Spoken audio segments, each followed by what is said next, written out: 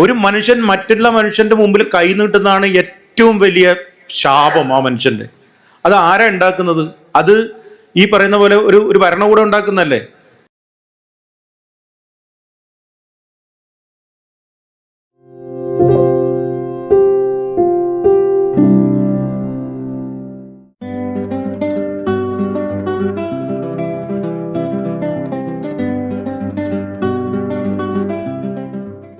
Sorry, ഈ മൂന്ന് കഥകളും ബിഷപ്പ് ഒരു പ്രധാനപ്പെട്ട പ്രമേയമാണ്. ഇത് വിക്ടർ ഹ്യൂഗോയുടെ പാവങ്ങൾ, അത് അങ്ങനെയുള്ള കൃതികൾ ഈ ഇതിന്റെ വായന ഒരു പ്രചോദനം ഉൾക്കൊണ്ടുകൊണ്ടാണോ അങ്ങനെ സ്വാധീനിച്ചിട്ടുണ്ടോ എന്നുള്ള ഒരു മറുപടിയാണ് ഉദ്ദേശിക്കുന്നത്. എഴുതിയിരിക്കുന്നത് ബിഷപ്പ് ഞാൻ അനുഭവിച്ചിട്ടില്ലെങ്കിലും ബിഷപ്പോടെ ഞാൻ എത്തിയിട്ടില്ല. പക്ഷേ ഞാൻ എൻ്റെ ജീവിതത്തിൽ എൻ്റെ ദാരിദ്ര്യത്തിൻ്റെ മാക്സിമം എത്തിയിട്ട് ജീവിച്ച ഒരാളാണ് ഞാൻ. എൻ്റെ കുടുംബത്തിലെ മറ്റ് ആൾക്കാരെ പോലെ അല്ല. എനിക്ക് അതിൻ്റെ വലിയ ഭാഗ്യം ഉണ്ടായിട്ടുണ്ട്. കഷ്ടപ്പാട് അനുഭവിക്കാനുള്ള നല്ല ഭാഗ്യം എനിക്കുണ്ടായിട്ടില്ല. ഞാൻ അതിനെയൊക്കെ ഭയങ്കര പോസിറ്റീവായിട്ടാണ് കണ്ടുകൊണ്ടിരിക്കുന്നത്. അപ്പോൾ അതിൽ നിന്ന് തന്നെയാണ് നമ്മൾ കുറേ കാര്യങ്ങൾ പഠിച്ചിരിക്കുന്നത്. അപ്പോൾ എൻ്റെ ചുറ്റുപാട് ഞാൻ ഭയങ്കരമായിട്ട് വിശപ്പ് കണ്ടിട്ടുണ്ട്.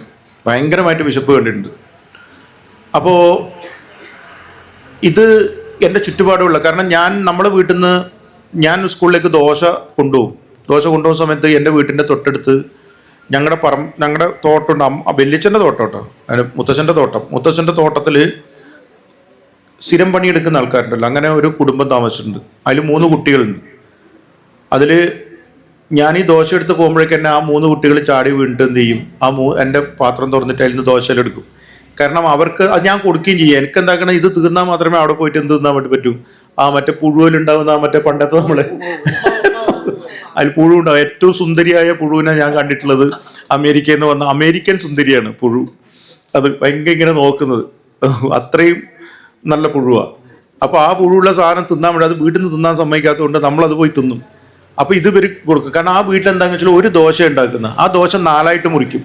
3 കുട്ടികൾക്ക് കൊടുക്കും, കുഞ്ഞിപ്പെണ്ണും 3 കുട്ടികൾക്ക് 1 ശമ്പൂനും കൊടുക്കും ഭർത്താവിന്. ഒരു ദോശയാണ് കേട്ടോ, ഒരു അത്യാവശ്യം കട്ടിയിൽ പോരും.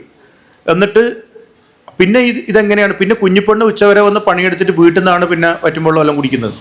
അപ്പം നമ്മൾ ഇങ്ങനെയുള്ള ദാരിദ്ര്യങ്ങൾ, പിന്നെ അതേപോലെ തന്നെ സ്കൂളുകളിൽ കുട്ടികൾ ക്ലാസ്സിൽ അന്ന് അപ്പിയിടും, കുട്ടികൾ ഇത് ചെയ്യും, വിസർജനം നടത്തും. അപ്പം എന്നിട്ട് നമ്മൾക്ക് ഈ ബെഞ്ച് കഴുകേണ്ട ഉത്തരവാദിത്വം നമുക്കാണ്.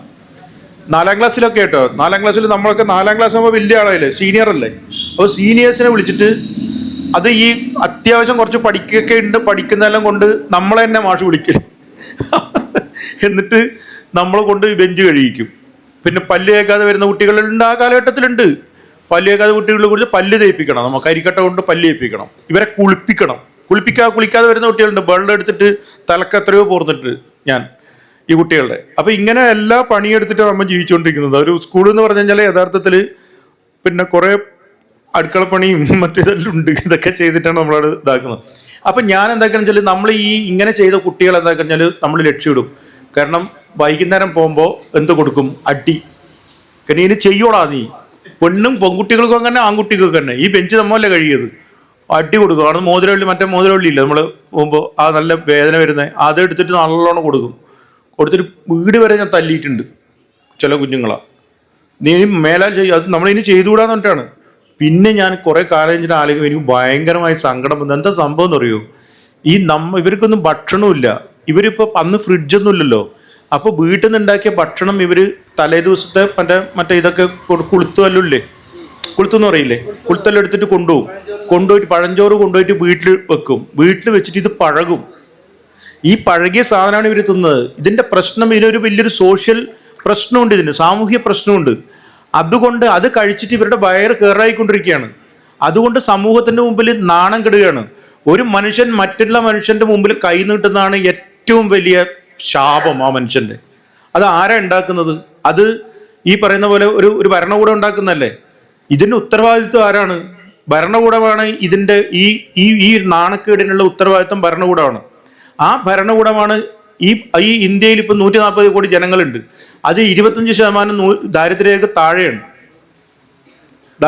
താഴെയാണ്.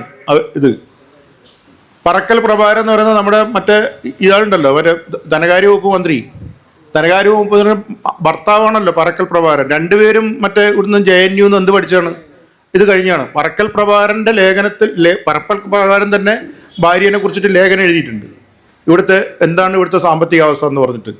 അതിൽ എത്രയോ ആളുകൾ എന്താണ് ഈ ഹർഷത് മന്ദർ എന്ന് പറഞ്ഞ ഒരാളുടെ പിന്നെ ലേഖനം എടുത്തു കഴിഞ്ഞാൽ നമുക്ക് മനസ്സിലാവും.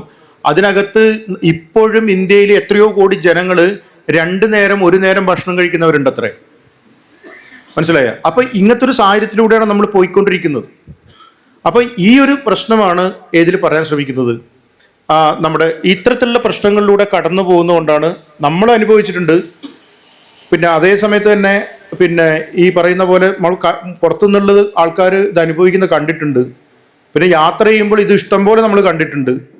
ഇതിൻ്റെ ഭാഗമായിട്ടാണ് ഇതിലേക്ക് ഈ ബിരിയാണിയും അതുപോലെ തന്നെ ദാരിദ്ര്യത്തെ എത്ര എഴുതി കഴിഞ്ഞാലും ചിലപ്പോൾ ചില ആൾക്കാർ പറഞ്ഞിട്ടുണ്ട്, നിങ്ങളിപ്പോൾ പിന്നെ ബിരിയാണി പോലെ തന്നെ ഒരു ആവർത്തന വിരസതയാണ് ഏതിൽ മറ്റേ ചിൽഡ് ബീറിൽ. ചിൽഡ് ബീർ എന്ന് പറയുന്നത് കോർപ്പറേറ്റുകൾ ഉണ്ടാക്കുന്ന ദാരിദ്ര്യത്തെ കുറിച്ചാണ് എഴുതിയിരിക്കുന്നത്. കോർപ്പറേറ്റ് ഹർഷത് മേത്ത മറ്റേ കേസ്, മറ്റേ സ്പെക്ട്രം കേസ്, അതുപോലെ തന്നെ മറ്റേ നീരവ് മോദി കേസ്, പിന്നെ മറ്റേ ബീറിന്റെ അയാളെ പേരെന്താണ് നമ്മുടെ ബാംഗ്ലൂർകാരൻ വിജയ് മല്യ. എത്ര കോടികളാണ് ഇവിടുന്ന് കൊണ്ടുപോയിരിക്കുന്നത്, എത്ര കോടികളാണ് ഇവിടുന്ന് കൊണ്ടുപോയിക്കൊണ്ടിരിക്കുന്നത്. ഷെൽ കമ്പനി എന്ന് പറഞ്ഞിട്ട് ഇല്ലാത്ത കമ്പനിക്ക് വേണ്ടിയിട്ട് ഇവിടെ എത്ര പിന്നെ കടമാണ് ബാങ്കിൽ നിന്നൊക്കെ ഇവർ എടുത്തിരിക്കുന്നത്. ഇവരൊക്കെ ഈ സാധനം ചെയ്തുകൊണ്ടിരിക്കുന്നത് ഇതിന്റെ ഭാഗമായിട്ടല്ലേ. ഈ കോർപ്പറേറ്റുകളല്ലേ ഇവിടെ എന്തായിക്കൊണ്ടിരിക്കുന്നത്, പൈസക്കാരനാക്കി കൊണ്ടേയിരിക്കുന്ന ഒരു സാഹചര്യത്തിലൂടെയാണ് ഇപ്പോൾ ഈ കാലം പോയിക്കൊണ്ടിരിക്കുന്നത്. ദാരിദ്ര്യമുള്ളവൻ ദരിദ്രനായിട്ട് മാറിക്കൊണ്ടിരിക്കുകയാണ്. ഈ ഒരു അവസ്ഥ എന്ന് പറയുന്നത് ചില്ലറപ്പെട്ട ഒരു അവസ്ഥയല്ല. അപ്പൊ എങ്ങനെ ഒരു സമൂഹം ഇതിനകത്ത് കോർപ്പറേറ്റ് വൽക്കരിക്കപ്പെടുന്നു, കോർപ്പറേറ്റ് വൽക്കരണത്തിലൂടെ എങ്ങനെ ഇവിടെ ദാരിദ്ര്യം ഉണ്ടാകുന്നു. നോക്കുമ്പോൾ 7% വളർച്ച, 9% വളർച്ച. ആരുടെ വളർച്ച? ഇവിടെയുള്ള സമ്പന്നന്മാരുടെ വളർച്ച. ഇതൊക്കെ നിങ്ങൾക്ക് അറിയാവുന്ന കാര്യമാണ്. സമ്പന്നന്മാരുടെ വളർച്ച മാത്രമല്ലേ. അപ്പൊ അങ്ങനെയാണ് ഈ പറയുന്ന പോലെ അതിനകത്ത് മാവോയിസം കയറി വരുന്നു. മാവോയിസത്തെ നമുക്ക് പറയാം ഒരിക്കലും അല്ല ആയുധം എടുത്തുകൊണ്ടുള്ള ഒരു ശ്രമത്തിനും നമ്മൾ എതിരാണ്. പക്ഷെ എങ്ങനെ ഇവർ ഉണ്ടാവുന്നു ആലോചിക്കുന്നു. ഇവിടെ എങ്ങനെ നക്സലൈറ്റുകൾ ഉണ്ടായി? കമ്മ്യൂണിസ്റ്റുകാർക്ക് 1968 കാലഘട്ടങ്ങളിൽ കമ്മ്യൂണിസ്റ്റുകാർക്ക് ഇവിടെ വന്ന കമ്മ്യൂണിസ്റ്റ് ഗവൺമെന്റിന് അതായത് സ്വാതന്ത്ര്യാനന്തരം വന്ന ഒരു കമ്മ്യൂണിസ്റ്റ് ഗവൺമെന്റിനും അതുപോലെ കോൺഗ്രസ് ഗവൺമെന്റിനും പ്രശ്നങ്ങൾ പരിഹരിക്കാൻ വേണ്ടി ജന്മിത്വത്തിന്റെ പ്രശ്നങ്ങൾ പരിഹരിക്കാതിരിക്കാൻ പറ്റുന്ന സാഹചര്യത്തിലാണ് ഇവിടെ അതിരിക്കാളും തീവ്രമായിട്ടൊരു നക്സലിസ്റ്റ് പ്രസ്ഥാനം വരുന്നത്. അത് ശരിയാണോ തെറ്റാണോ എന്നല്ല വേറത്തെ കാര്യമാണ്. കാരണം ഒരു ഐഡിയോ ഒന്നും ഉണ്ടായിരുന്നില്ല. ഈ പറയുന്ന ആൾക്കാർ കുറെ ഇന്റലക്ച്വൽ ആൾക്കാർ ചേർന്നിട്ടുണ്ടാക്കിയ ഒരു മലർപ്പൊടിക്കാരന്റെ സ്വപ്നം മാത്രമാണ് നക്സലിസം എന്ന് നമുക്ക് പറയാം. മാവോയിസവും അങ്ങനെ തന്നെ ആയിരിക്കാം. പക്ഷെ ഇവരെങ്ങനെ ഉണ്ടാവുന്നു എന്നുള്ളത് നമ്മൾ ആലോചിച്ച് നോക്കണം. കാരണം ഇപ്പോൾ ഓപ്പറേഷൻ എന്താണ്, നമ്മൾ കേക്ക് ഇപ്പോൾ മുറിച്ചില്ല, എന്താണ് ബ്ലാക്ക് ഫോറസ്റ്റ് കേക്കിൻ്റെ പേര്, നല്ല ടേസ്റ്റാണ് ബ്ലാക്ക് ഫോറസ്റ്റ്. പക്ഷേ ബസ്തറിലും അതുപോലെ തന്നെ ഇവിടെയും കിടക്കുന്ന ഛത്തീസ്ഗഡിലെ ബസ്തറിലും അതുപോലെ അവിടെ കിടക്കുന്ന ആൾക്കാർക്ക് ഒരിക്കലും ഇതെന്തല്ല, ഒരു ബ്ലാക്ക് ഫോറസ്റ്റ് എന്ന് പറഞ്ഞാൽ വെടിയുണ്ടയാണ്. അതുകൊണ്ട് 2026 നവോയിസ്റ്റുകളെ മൊത്തം ഉന്മൂലനാശം ചെയ്യുന്നതാണ് ഇവിടെ ആഭ്യന്തരമന്ത്രി പറയുന്നത്. ഓക്കെ, ഇപ്പോൾ ഓൾമോസ്റ്റ് അത് ചെയ്തു കഴിഞ്ഞു. ശരി, ഞാനത് പറയുന്നില്ല. ആയുധം എടുത്തിട്ട് ഒരു ജനാധിപത്യത്തിനെതിരെ പോരാടുന്നത് ശരിയല്ല, ഒരിക്കലും മാവോയിസ്റ്റുകൾ അംഗീകരിക്കുകയല്ല ഞാൻ ചെയ്യുന്നത്. പക്ഷെ ഇവർ ഇങ്ങനെ ആവാനുള്ള ഒരു സാഹചര്യത്തിലേക്ക് കൂടി നമ്മൾ ആലോചിച്ച് നോക്കണം.